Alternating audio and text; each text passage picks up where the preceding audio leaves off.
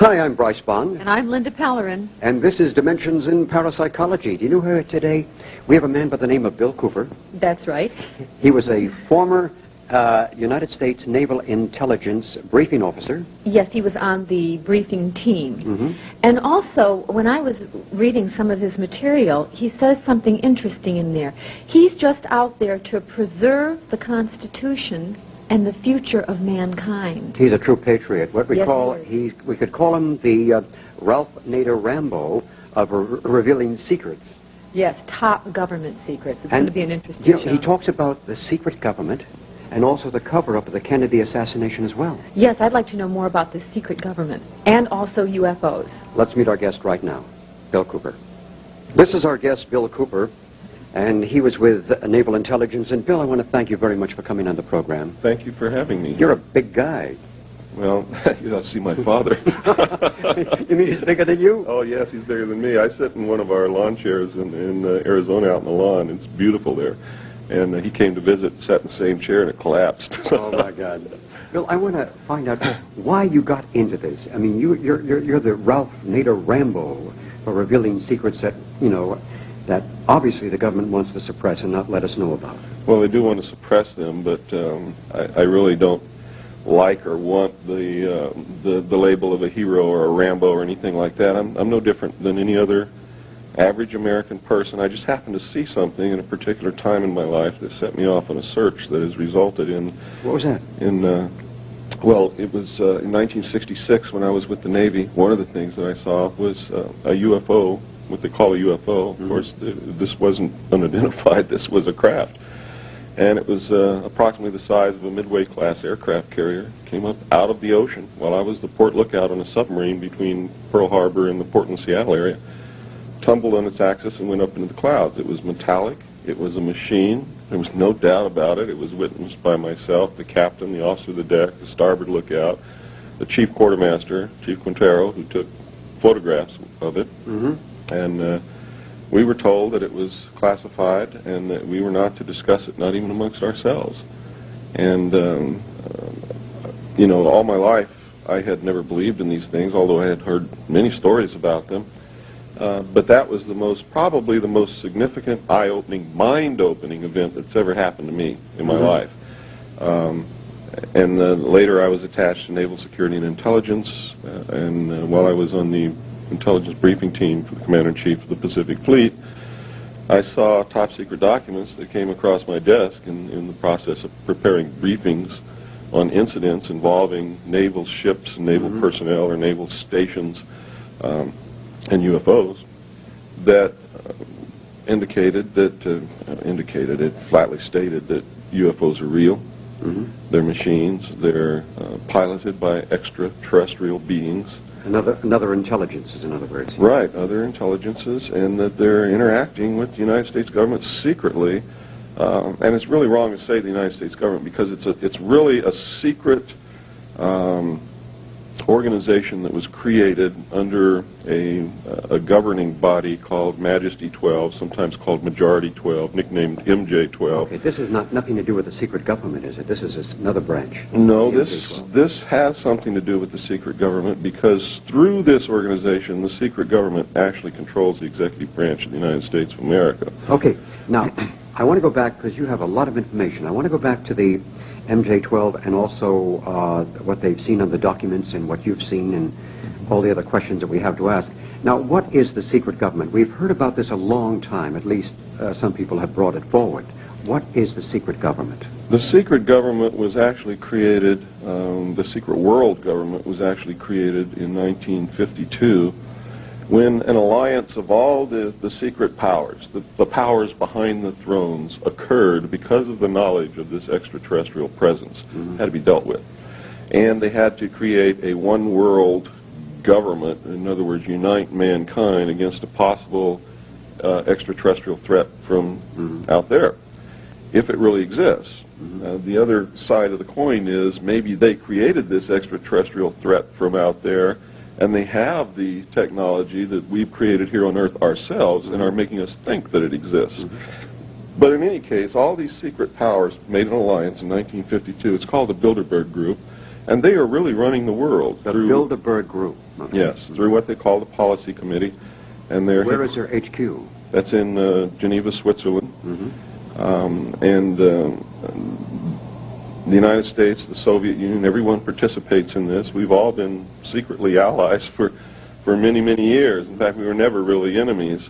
But that type of Hegelian conflict situation has been created artificially in order to get large sums of money in the form of taxes and other things from the populace of the world in order to fund these secret activities and actually bring about the New World Order, which, by the way, on September the 11th, the first official mention of the New World Order, which I've been talking about for years, was made by President Bush. He mentioned it 3 times in his speech on September the 11th. Since then, Shevardnadze of Russia has made the statement, and I quote, Iraq is performing an act of terrorism against the emerging New World Order, unquote. And Margaret Thatcher and many other heads of government are now talking about it. It's a daily subject of conversation, and it goes right over the heads of most Americans. They don't understand this. And they had better wake up and understand it, because in order for us to join a New World Order, we have to lose our Bill of Rights. What's happened in Russia and Eastern Europe? We've lost these already, haven't we? Well, we've already lost the Fourth Amendment. We've lost certain portions of the First Amendment. For instance, people don't believe that books can be banned in this country. If they were paying attention, just last week a book was banned in this country. It's the book written by the Mossad officer about the Israeli intelligence group. There was a court order issued to the publisher not to publish that book anymore. Barbara Honegger's book, October Surprise. If you go and try to order it, you can't get it. And if you look in the book, there's an R by the book, and that R means restricted. People don't understand this. So there is suppression going on. There is not only suppression going on, but there is a campaign underway that if it's not successful, and the campaign is to get rid of our rights, but to make you want to. That's what the drug war is all about. And if that doesn't work, then they will... The drug war is to make you get rid of our rights? That's right. That's fascinating material. Wow. And, well, it's already happening. You notice in all the polls, Americans are indicating that they're willing to give up some of their rights to get the drugs and the crime off of the streets. This has never happened in the history of this country. So all this was manipulated by some other powerful force, a secret government, in other words? Oh, yes, absolutely. Anybody can figure this out with simple mathematics and a little bit of common sense. If you just look at a map, if you can find one that has all of the cities and towns in the United States on it, count each one of them. It's going to take you a long time to do that. Oh, I imagine. But you count each one of those cities and towns, and then you realize that each one of them are full of drugs and have to be kept full of drugs to supply the people who buy these drugs on a daily basis. And then it becomes mind-boggling. And you have to realize that this takes tremendous amounts of money that nobody, no individual or no individual group has. It takes an organization. It takes a supply network. It takes transportation. It takes a distribution network. It takes coordination. It is incredible what an organization would have to have just to furnish everybody in this country with a box of Cracker Jacks. God, it's like some giant enigma had this enveloped itself around the planet that nothing can be done because it's manipulated and controlled by this secret government, in other words. Well, that's true, but something can be done. You see, most of their power comes from the fact that it's secret. And you have to understand that anything that is But it's not secret any longer. That's right. But most average people don't believe that this is occurring. They find it goes way beyond their concept In other words, oh no, it can't possibly be happening. We trust these people implicitly. We trust these people explicitly. That's right. Yeah. That's the attitude. And especially in America, where they believe that this is the best government in the world, it can't happen to us, and they don't understand it's not the government. It's a secret organization that has penetrated, infiltrated the government, and actually taken over our government, and is now causing the government to act against us through their actions, not through what was legally and constitutionally set up to perform as our government. And that is functioning the way it's supposed to. And when it's run by citizens, real citizens, then it works. Wow. This is mind-boggling to think about, that this huge organization is manipulating, controlling not only drugs and crime, and you also would say it's part of the Hussein war in Iraq right now? Absolutely, yes. What's going to be the outcome in your perception? Well, let me give you the There's scenario. too many people over there, and this guy, you know, any government leader with all the pressure being put upon him now would completely surrender or just evacuate Kuwait and say, I'm going home. This is orchestrated. Hussein is reading his script and acting out his role to bring about the New World Order.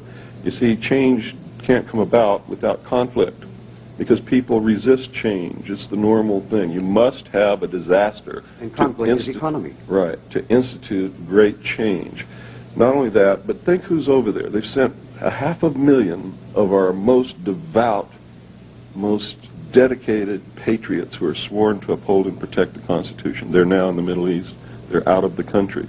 They're in a position, in a foreign environment, very hostile environment, where they can be killed very easily with chemical warfare. And I have to tell you this from my stint in the military, that our troops have no protection in a desert environment against chemical warfare. Those men are dead. They have to get the patriots out of the country, as many as they can, and they have to get rid of them, because patriots will not allow them to suspend the Constitution and join the New World Order. The ones who are left, when this happens, are targeted and will be rounded up in the dead of night, probably on Thanksgiving, Christmas, or New Year's, when they know that everyone will be home, in order to bring about the New World Order, to join the New World Order. That's what's happening in the Middle East. Nobody cares if Hussein invaded Kuwait. Nobody believes, or could possibly believe, that we're there to prevent the price of oil from going up to $26 a gallon, because our mere presence has driven it up to almost $35 a gallon. If there's a war, it's going to go much higher than that. Bush told the truth when he said that out of the Middle East conflict will come the New World Order. He was telling the truth. And it's one of the few times that he's told the truth. Okay, now, Bill, you're absolutely fascinating, and this is information which is startling to a lot of people. It will be. Now, I want to get back to the M12, or the ones who are in contact with extraterrestrial intelligences, whether they come from alternate realities or other dimensions, or whether they come from some physical time, place. Well, I have to tell you that I've never seen an extraterrestrial. Never in my life. But you've seen the craft. I've seen the craft. I How know many that it's times? real. This between a 7 and 10 minute period. This thing or these things. When you were aboard the carrier. Yeah, when I was aboard the submarines. Went up and down. I don't know how many times, but many times during that period. Did you check it on the sonar? Did the other people check it on sonar in the submarine? We had sonar contact. We had radar contact. When it was in the water, we had sonar. When it was in the air, we had radar. Did it ever make any intelligent contact with you folks? Not that I'm aware of. And if they had, I wouldn't be aware of it, Yeah. because I had nothing to do with the radio room, and they didn't talk about what they did, and they shouldn't have. No. I'm going to ask you as well. There's so much I want to ask you about all the papers that you witnessed and all the documents that you've witnessed. Did it give a clear, categorical statement that UFOs do exist, that there are other intelligences? Yes. They can't. That's exactly what it said. Did it indicate where they come from, or say from a physical dimension, or from a parallel dimension, like No, according to the documents that I saw, they're real, just as real as you and I. They're from this dimension, and they're from other planets, and specifically named a planet somewhere within the Pleiades, a planet that is around Barnard's star. It mentioned the Sirius, the star Sirius. It mentioned a planet around the star Betelgeuse in the constellation of Orion. It mentioned a planet in the star, the binary star grouping of Zeta 1 and 2 Reticuli. And it stated that there were at least 4 different species of extraterrestrial beings here visiting and surveying the Earth. Now, in other words, they're walking the streets right now. Yes, if this whole thing is real. You see, I found, and I have to say this, I believe they're real. Let me put that first. I really believe they're real. But I don't believe that they're the bad guys that the secret powers want us to believe that they are. Because if they're real, they've been visiting us for thousands and thousands of years. Yeah. And if they wanted to kill us all, they could have done that thousands of years they ago. could have taken over the planet, but they're not allowed Right. to intrude, I feel.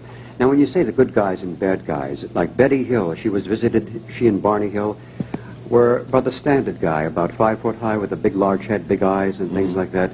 Then there's other people who indicate that the grays, which are large heads but smaller, these are negative characters. And then there's some people who say they look like any one of us. They're in human form and you can't tell them without a scorecard. Now, what is your perception of all the information that you have received? My perception is that I believe extraterrestrials are real, but it doesn't mean that I'm right, because I found evidence and statements as far back as 1917 by people who belong to this secret power group to create an artificial alien threat from another planet in order to unite humanity and bring about the New World Order. So there's a possibility. Oh yeah. So there's a possibility that this thing could be a total hoax, because they have the capability to have actually rewritten history. Oh, they can, certainly. Yeah. But I believe that they're real. I believe, however, they're being made out to be bad guys to bring about this New World Order. To bring us closer together, in other words. So we can be manipulated into a unified thought. Right. But what we're being manipulated into is not going to be good for us. It's going to be good for the secret power group, for the very wealthy, elite, rich, powerful people. We're literally going to be relegated to economic slavery. And if we go out of the confines that they put us in, are in the pattern of actions that they wish us to act out, they will simply put you into a camp which is going to be called a mental treatment center to reprogram you. Much like those camps they put the Japanese American citizens in during World War II. Right, and if that doesn't work, it's extermination time, because they're not going to mess with anybody.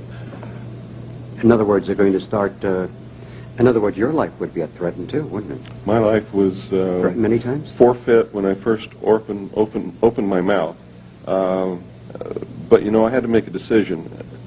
Am I going to live out my life knowing inside what I know and betraying my fellow man and hating myself for that? Or am I going to speak up and tell people what I know and have some self-respect and be able to go and meet my God and look him straight in the eye and say, I did a good thing? Well, you'd have been congratulated, certainly. Well, I think this is the choice that people have to make on a daily basis, whether they know what I know or not, in order for this to be a good world. Because if everybody acted in that manner, we would never have any problems on this earth. Are there many people who want to ridicule you and put you down? Well, that happens all the time. It comes with the territory. Absolutely. And at first it hurts and it stings and it feels terrible, but after a while you get used to it. You don't even pay any attention to it after that. Oh, yeah, there are some people who their whole life's mission is to shut me up, and it won't work. I tell you, you were in Naval Intelligence, and I happened to be part of that organization for a little while. I was a photographer, though. I went there with the photograph and got the images. Then I was told, keep my mouth shut. What I seen, you know, it's top secret, confidential. You got a nice tailor shop. You want to keep it open? It's almost like giving a little bit of a threat. If you say too much, you know, they're going to spank you. It's definitely a threat. People are now getting letters, people who go up to this position where I told them about near Area 51 in Nevada, where they can see these craft fly. Okay, Area 51 in Nevada. What is this? This is a location where people can see UFOs fly? It used to be one of the most remote spots in the United States, but of course now there's people, you know... What's the nearest city to it, Area 51? I believe it's Ash Springs, and that's about maybe 40 miles. And if they were to go there, what would they see?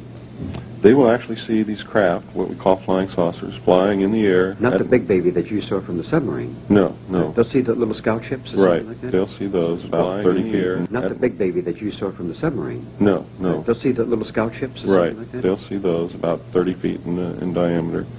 They'll see them fly. They're piloted by United States personnel, pilots.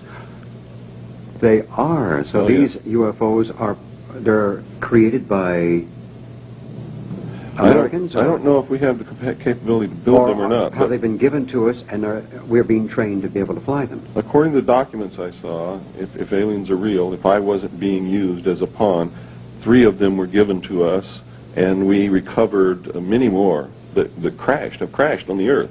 Well, we hear about, what was it, the Hangar 18 out at Andrews Air Force Base. We hear about another one, the Roswell, New Mexico incident, where these craft have crashed and they have their little guys on ice or something like that.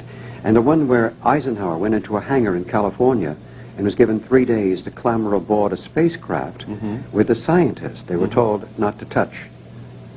Is any truth to this report or what? Truth to all of it, except Hangar 18 was really at Wright-Patterson Air Force Base in Ohio. In Ohio, pardon me.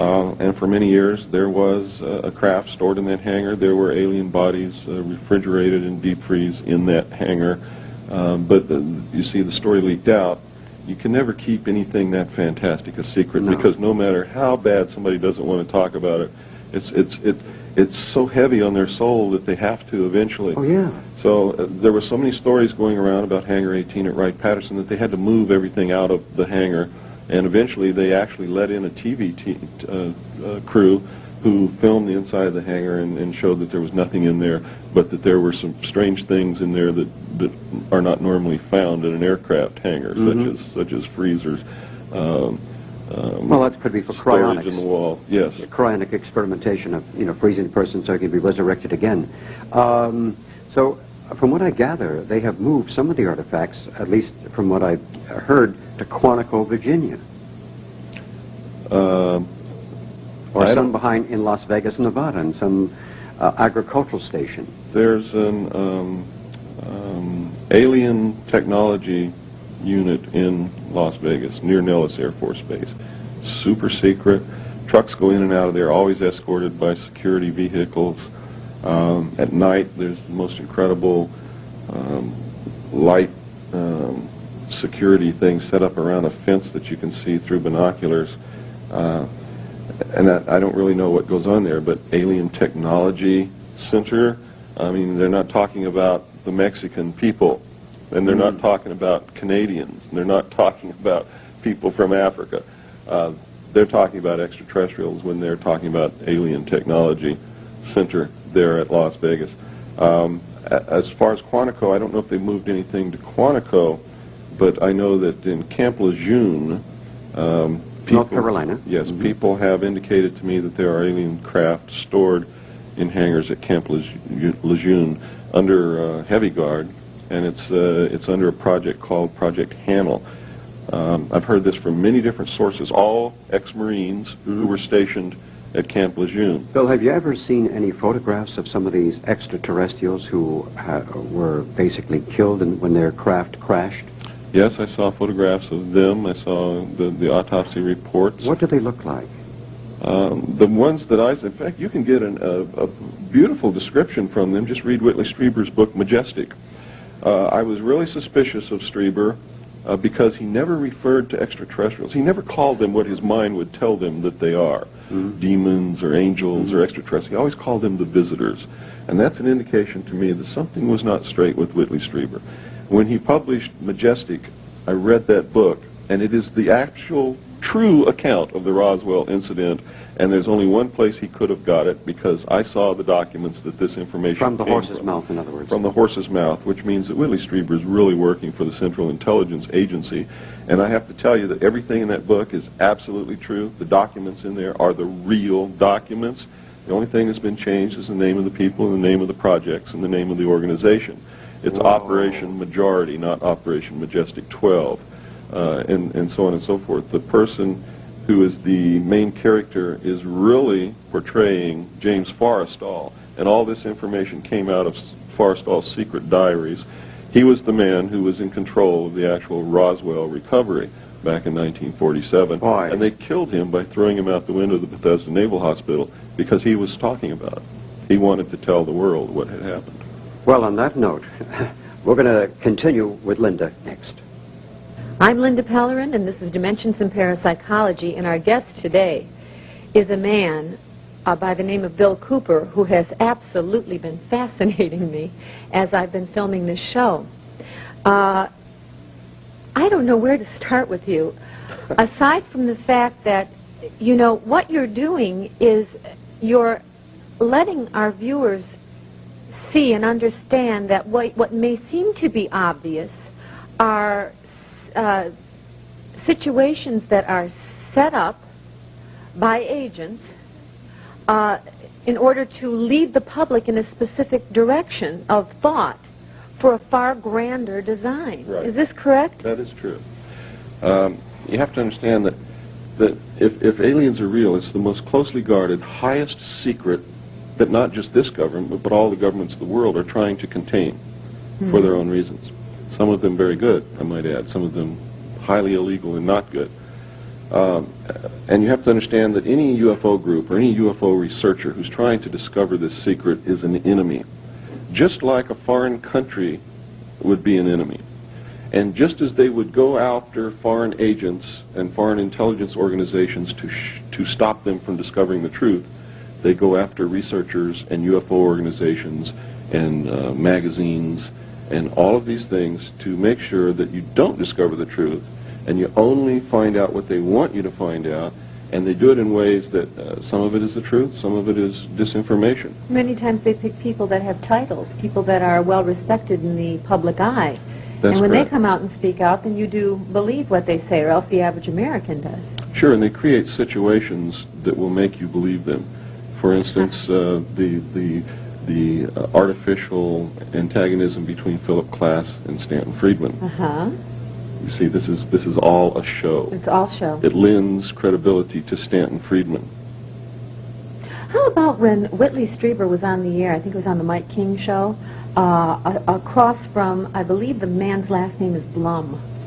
Howard Blum. Yeah, Howard. If you just read his book, Out There, I haven't read it yet, but I was thinking of it. you need to read it because it's a classic case of government disinformation. That's why I'm getting into this. You see, if the documentation that I saw is real, and I believe that every bit of it is, Okay. then the United States did not create a working group to look into the situation of aliens in 1978 or 76 or 82 or any other time. Uh-huh. Either Howard Bloom is working with them to put out information that would tend to make the average public not believe the true facts, Yes. or he's being fed information to write in his book That's incorrect? that's incorrect. They would like people to think that aliens have not been coming here, that they have not been interacting with them for all this time, but they're really looking into the matter, and they think there may be something to UFOs, and they're really listening into the signals from space to find out if there's intelligence. And then sometime in the near future they will say, we've made contact. We've actually found that they're there. And then they will stage some kind of a landing in front of the television cameras for the whole world to see, to say, yes, they're real. And we've just discovered them, and we know that they're there, and they're so far advanced from us that we'd better unite this world together in order to face this possible threat from outer space. Very, very interesting. This will happen. I guarantee you it will happen. I tend to agree with you. You know, now also, we have Bud Hopkins who's written books, and we have the Whitley Striebers and the Blooms, or Blum, I'm not sure how you pronounce that. Are these men, would you say that they were agents? Whitley Strieber absolutely is. So is Bud Hopkins.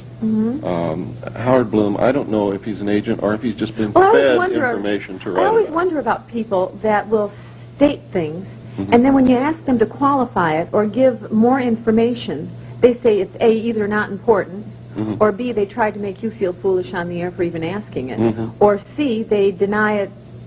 You know, what are you talking about? I always wonder about that because they've made all these bold statements, these blanket remarks, and then they won't qualify anything, and you wonder where they're coming from. Well, that's because they don't know the subject, really. They've been given certain things to say. To go beyond that, they can't field those questions. They can't talk about it because then they'd be making up information, and they would be caught in a network of lies. And they would be caught in a network of lies. And we had a certain astronaut on the air who, when I was going over his material, claimed that he felt that there was life there could have been at one time on Mars or Venus, and that there was life on other planets. And then when we had him on the show, he completely denied everything, and when Mr. Bond asked him about the rings in the wheat field, he said, well, yes, now that can't be denied, and we must look into this seriously. So, I mean, there was this back and forth political jargon going on. He's parroting the government point of view. Privately, he would probably tell you the truth. Yeah. Off the record. Maybe this one wouldn't. But Well, I've talked to a lot of them, or many of them, I should say, and they've told me the truth off the record. Mm-hmm. Now, I can't say publicly what they told me because it was off the record, and if I do that, they will say they didn't say it, Right. and that I'm making it up. Right. And they can say that rightfully because when they tell me something off the record, I understand that you're not supposed to talk about it publicly. But I have to tell you this, that and you can not believe it, or you call me a liar, or anything you want, and Okay. not you, but whoever's watching this program. They have told me that they did see things on the moon. They saw flying saucers. They saw a base. They saw all kinds of strange things. They've seen on the moon and Mars, from the photographs that came back from Mars, and from their own observations on the moon, that there's the remains of an ancient civilization. A one-time civilization. Yeah, that had at least reached the Bronze Age. On Mars, there's the remains of agricultural terracing. There's a face. There are pyramids. There's the remains of a city. There's all kinds of things. On the moon, there are pyramids. There are obelisks on the moon. If you saw, that shows evolution. yes, it does. And Oh, my gosh. if you saw 2001, the movie, Yes. they were trying to tell us in that movie. That movie is not fiction. I mean, it portrays something that's going to happen in the future. I find a lot of the movies aren't so fictional. That's right. The obelisk in that movie on Earth, where the monkey came up and touched it, and all of a sudden he Yeah. had an evolution in consciousness. He evolved at that point. That obelisk represented the extraterrestrial influence on humanity in our own history. The obelisk they found on the moon represents what they really found on the moon. And what they portrayed as happening out in space is something that is going to happen in the future. Well, we're going to get back on this subject as soon as we take a brief break. Ladies and gentlemen, the late Yul Brynner. I really wanted to make a commercial when I discovered that I was that sick and my time was so limited. I wanted to make that commercial that says simply, now that I'm gone, I tell you, don't smoke. Whatever you do, just don't smoke. If I could take back that smoking, we wouldn't be talking about any cancer. I'm convinced of that. I'm Linda Pellerin, and this is Dimensions in Parapsychology, and our guest today is Bill Cooper. We were talking about UFOs and government secrets and cover-ups and all of those things, and people that pose as information getters and information givers that really may be secret agents leading the public into certain modes of thought. Now, before we get on the Kennedy issue, the assassination, I would like to ask you if you know of, or who you know of, that has actually had an alien encounter. Who I know Physical alien personally? encounter. Yeah, not just the craft or the saucer, but if you know of anyone personally who's had an alien encounter that leads you to believe that that these aliens do walk. Yes, I've met several people. I probably would never have known it in my life if I had not come forward and talked. But they come to me to tell me about their experiences, and they call me and they write me. I have letters that are incredible, just absolutely incredible. Well, And how about secret documents, though? Have you ever seen anything written where they've actually had captured or found the dead body of an alien? And oh, yes, and I've read the autopsy reports, and we found live aliens. In fact, the movie E.T. is the story of an alien which they called E.B., who was captured in the late 40s. They found him wandering in the desert, actually, just like the movie starts out. Right. And they were hot on his trail, and they finally captured him. And he lived until 1952. He died in June the 2nd, 1952. Project Sigma was actually a result of his illness. They made a valiant attempt to try to contact his race, if this is all true, in space, in order to gain favor with an obviously technologically superior race that could have squashed us if they wanted to. It was an opportunity for us to say, hey, we found one of your people here. He's ill. We want to save his life. Please come and help us. They did establish contact. They did come to the Earth. It resulted in the meeting between Eisenhower and the aliens in 1954. But it was too late to save his life. He had died in the meantime. Have they established languages, or they must have, languages to communicate. From what I understand, at least this one particular group that we're interacting with, they have an object that's crystalline in nature that they can hold in their hand. I guess it's like a computer. When they talk or transmit whatever it is that we're receiving that we understand as English, this device is what makes it possible. And when we talk back to them, this device makes them understand us. Crystal translator. Well, I don't know if it's a crystal or what it is. The documents describe it as being crystal in experience. But we know that if we could ever unlock the secret of the crystal, we know it's a radio transmitter and a radio receiver. Crystals transmit radio frequency. Right. They also receive radio frequency. You can make a radio receiver in your home with a crystal, with no power source. You don't have to plug it into the wall or anything. You can receive radio signals with a crystal. We also know that its structure indicates that it could be used as a storage device for information if we could unlock the secret of how to do that. And scientists are trying to work with that to find that out right now. And if we ever do that, we'll be able to store probably the entire knowledge of the world in one quartz crystal about the size of Well, that this. would be efficient. Yes, it would be very efficient. Quite extraordinary, too. Now, getting off this subject a little bit and jumping over to the Kennedy assassination, what do you feel really happened there? What have you read or what do you know that we don't? Well, I know that Kennedy knew about the drug situation, and he ordered them to stop bringing drugs into this country and selling them to the American people. He ordered them also to divulge the presence of extraterrestrials on this earth to the American people within 1 year, and he ordered them to develop a plan to make that possible. They decided that it was premature. Of course, the large sums of money that are derived from drugs, they not only wanted that money to finance their black projects, but they were deriving personal profit from this also. It's just beyond the capability of a human being to resist temptation of that magnitude, I believe. I believe that our teachings are right when they say don't put yourself in an opportunity to be tempted. And they ordered his assassination, and the people involved were Division 5 of the FBI, the CIA, the Secret Service, and the Office of Naval Intelligence, who performed all the changes on the body. They're the ones who did the autopsy. Navy was in charge of the body from the time that it left Parkland Hospital until the time that the autopsy was finished and the body was buried. They switched his brain with that of someone else so that no one would know the true nature of the projectile. Oswald never fired a shot. He wasn't even up on the floor. He was down in the entrance of the building when this happened. And I'm going to show photographs that prove that. We have a photograph of Oswald standing in the doorway of the building as the motorcade passes by.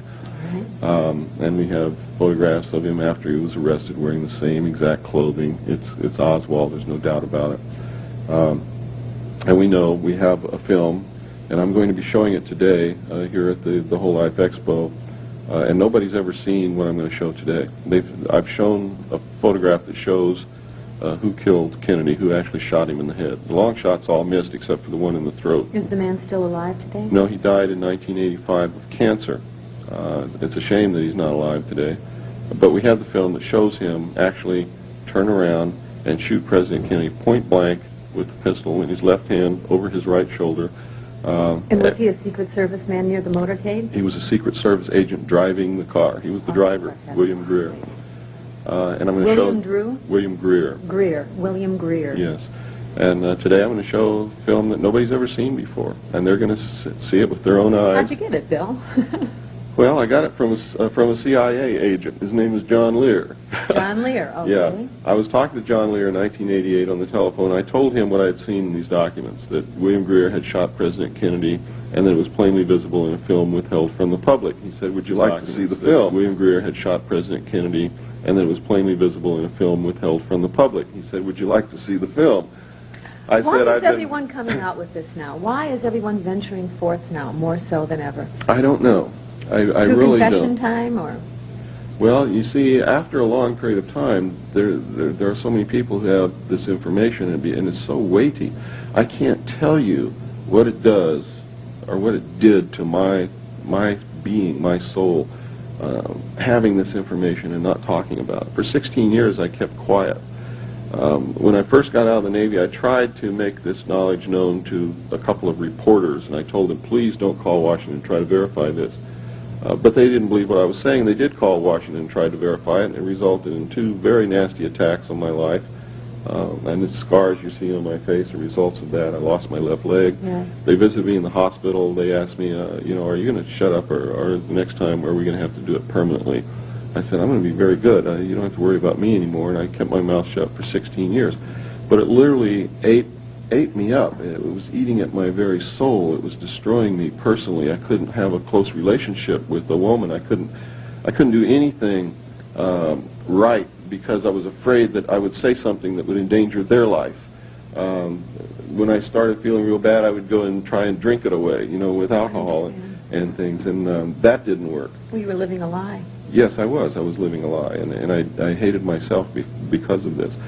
When I started talking about this and telling the truth, then all of a sudden my personal life came together. I feel wonderful now. I'm not afraid of anything. For it was a very fascinating interview and a worth of knowledge.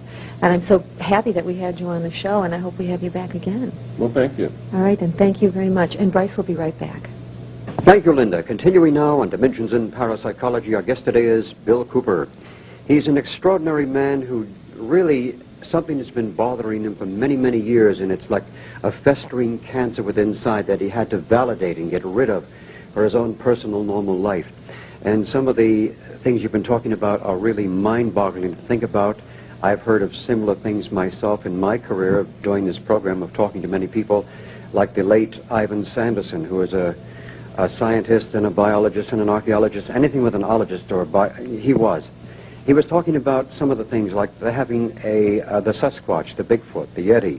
They have one of these creatures in a block of ice, and they keep him frozen because the man who shot him, if they find out that this Yeti is more human-like than animal-like, then the man stands to be in a murder charge, and things like that. He was talking about when he was in British intelligence down and around the Grand Chaco, and seeing a craft within the water going about 240 knots, about I don't know how many fathoms deep within the ocean itself. Mm-hmm. There's lots of things like that happening. Now, the planning for Kennedy's assassination was all staged. Was all cleverly planned. Yes, absolutely, yes. Was Johnson have anything to do with that? I don't believe Johnson had anything to do with the planning, but Johnson had to be told that it was going to happen, and maybe not when, but that it was going to happen, because he would have been the next president, and they had they had to have somebody who was on their side in order to phony the Warren Commission, the Warren Report, to make sure that the cover-up was maintained. In other words, Johnson knew ahead of time that Kennedy was going to be assassinated. He had to, and they had to know that he was going to maintain a cover-up. Otherwise, they could not have allowed Johnson to be the president, because then he would have instigated a real investigation, which would have discovered the real facts of the matter. So while Johnson probably did not plan it, he had to be a part of it. He had to know about it. He had to have assured the power group that did this that he would maintain the cover-up. And of course he did.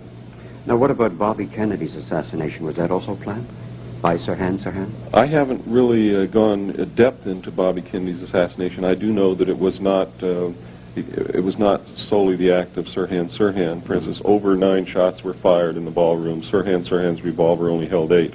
None of the security people or Secret Service agents fired a shot, according to their own testimony. Sirhan was always in... Pardon? Did you believe that? No, I don't believe it, because the man who shot Bobby Kennedy was also a security person. And very skilled. Yes.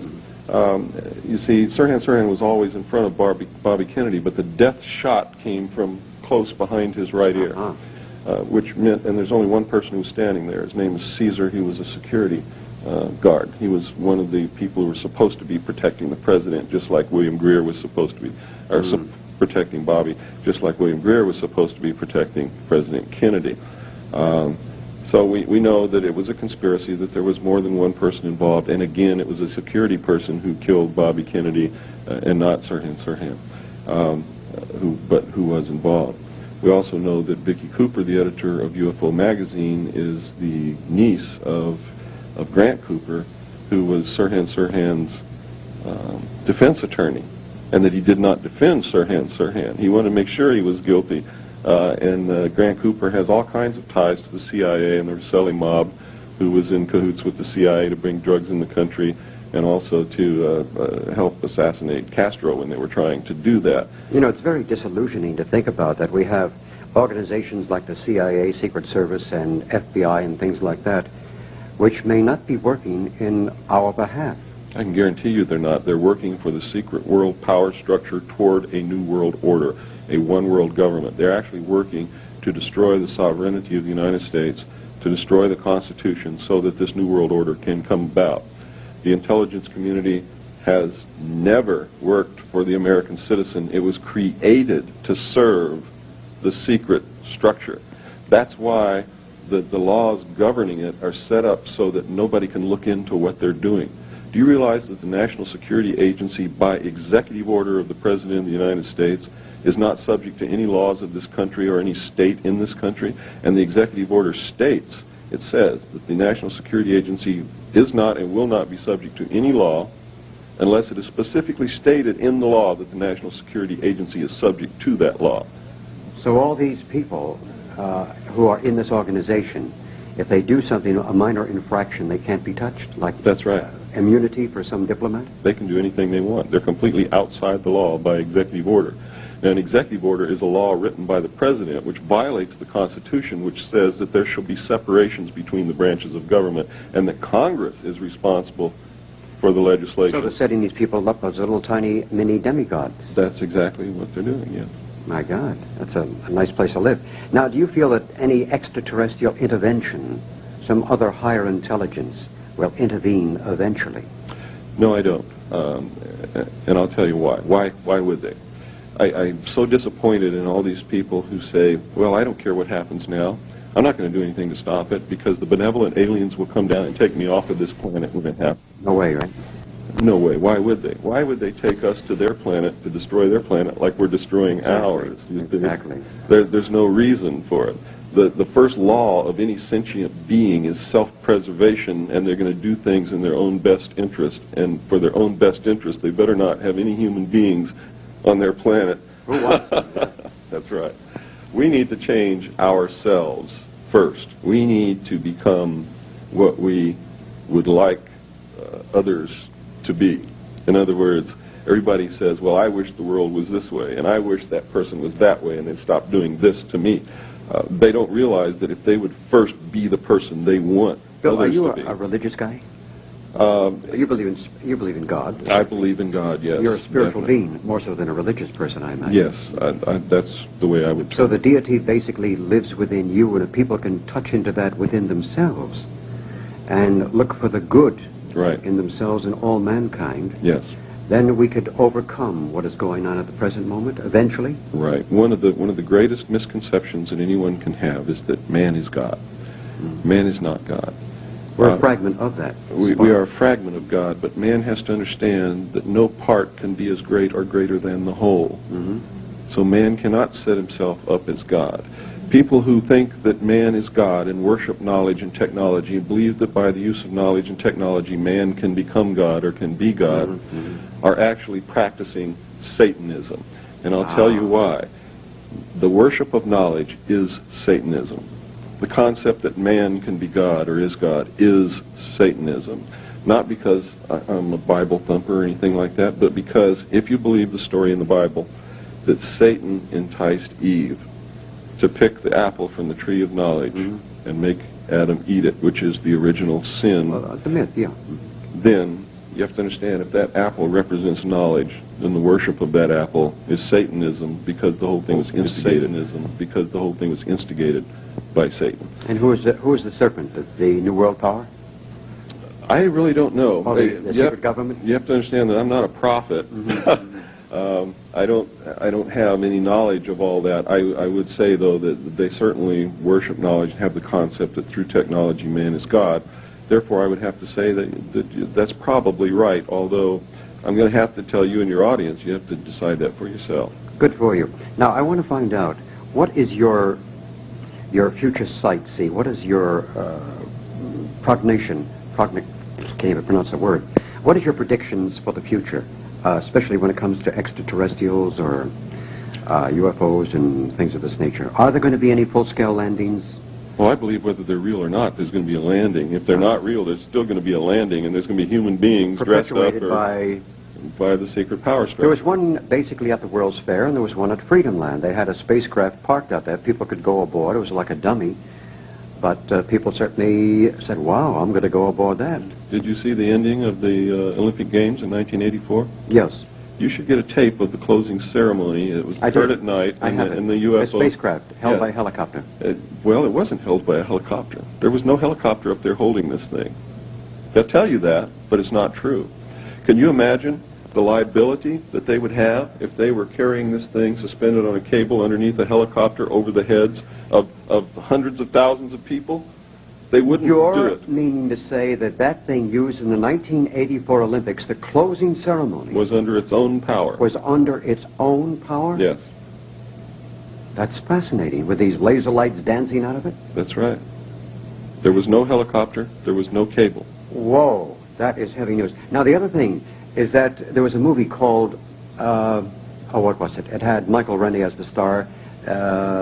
It came out, I think, 1952, the day the Earth stood still. Mm-hmm. Now, they indicated something like that did happen, but without the robot. Something like that did happen, according to documents that I saw. There was a landing.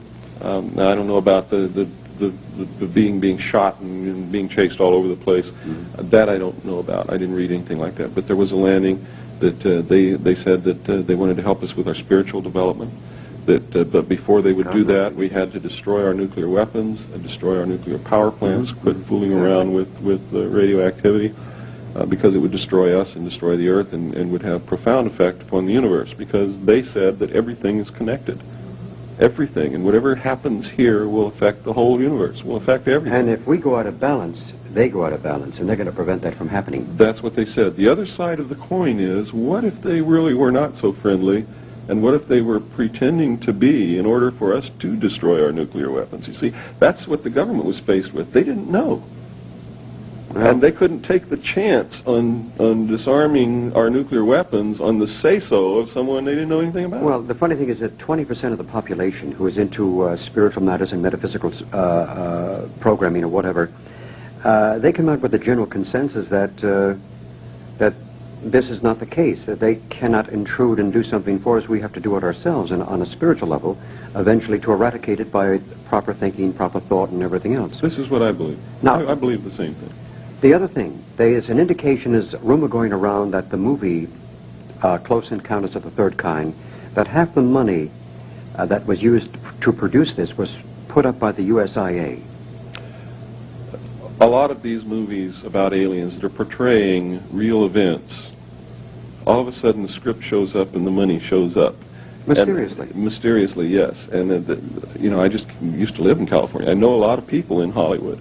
And there is no doubt that these things are secretly financed by the secret power group to put into the subconscious of the American people the fact that aliens are real, that they're here. Mm-hmm. Whether they are or not doesn't make any difference. The power group wants us to know that they're real and they're here, so that they can bring about this new world order, so that we can face this with no panic. Because if they're real, we're eventually going to have to come face to face with this. Yeah, we hear all about the Bermuda Triangle and things, Flight 19, December 5th, 1945. I was very much involved in that particular situation. Where did the planes go? Where did the pilots go? You know, when Isaac Newton had something called zero minus and minus zero, where energy and matter meet, it creates a time continuum. Mm-hmm. Was that staged, or was that something real? I really don't know, but you ask a very good question. Where do the planes go? Where do the pilots go? I saw documents that said that they go to these alien beings. So what they do with them, I don't know.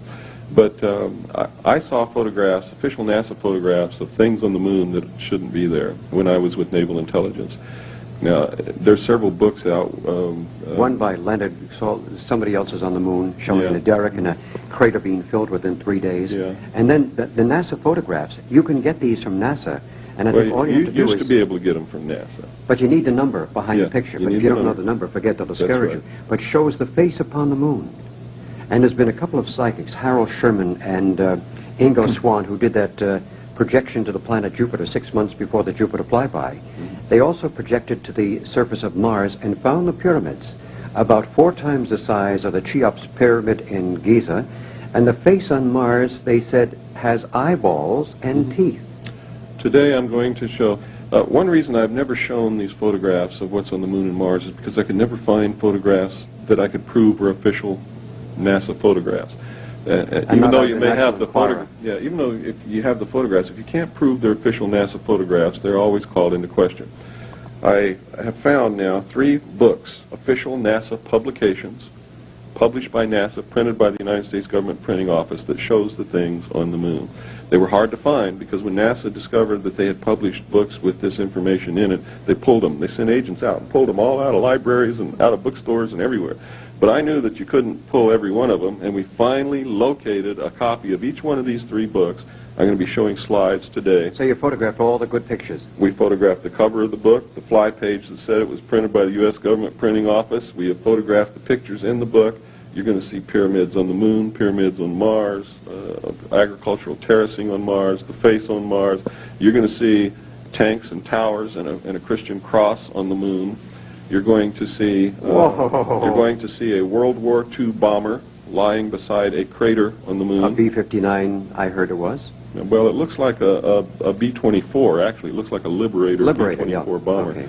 You're going to see mining machines. You're going to see something, a machine in a crater throwing dirt out of the crater over the rim. You're going to see domes, 4 domes all lined up in a row in the crater Kepler. You would say, Bill, that almost every one of the astronauts who went to the moon has seen something. Oh, of course. And you they can use tell it- by looking at their lives what's happened to them since they come back that they saw something else besides rocks up there. I mean, their whole lives have been altered beyond the believability that all they did was make a trip to the moon and see a bunch of rocks. But right now, they seem so intimidated and so frightened to say anything about it. Well, they are. They are, because then they will be instantly ridiculed. They'll be subject to 10 years in prison, $10,000 fine, loss of all pay and allowances due or ever to become due. They will be no longer a hero. They will be subject to public ridicule. But I'm going to show today a letter from Gordon Cooper, and in this letter, he wrote it to the UN. He says extraterrestrials are real and they're here. Bill Cooper, I want to say thank you for that. Now, if a person wanted to reach you, how would they do that? I have a hotline in Los Angeles. It's 213-281-8222. Once again. 213-281-8222. Or they can write to me at 19744 Beach Boulevard, Suite 301, Huntington Beach, California, 92648. That's a deal. Bill Cooper, I want to say thank you very much. You've been a wonderful guest and a tremendous amount of information. And it boggles the mind. And I hope we can do it again sometime soon. Thank you. Thanks again. I am mind-boggled, Linda. I cannot say. I feel good. Yeah, I feel good, too. But the sincerity of Bill Cooper is remarkable. I feel he's such a genuine guy. Yes, and he has evidence. I love it. He's got evidence, and he's got tremendous amount of information. And I think he's a most remarkable man because he's coming out publicly to state this information. You know, many times on the air we say, oh, this person's a pioneer and that person, this man really is. And he's a very brave soul, and I'm very, very glad that I was able to meet a hero in our time. I agree. Our time is up. Yes, it is. I'm Bryce Bond. And I'm Linda Pellerin. This has been Dimensions in Parapsychology. And have a wonderful day.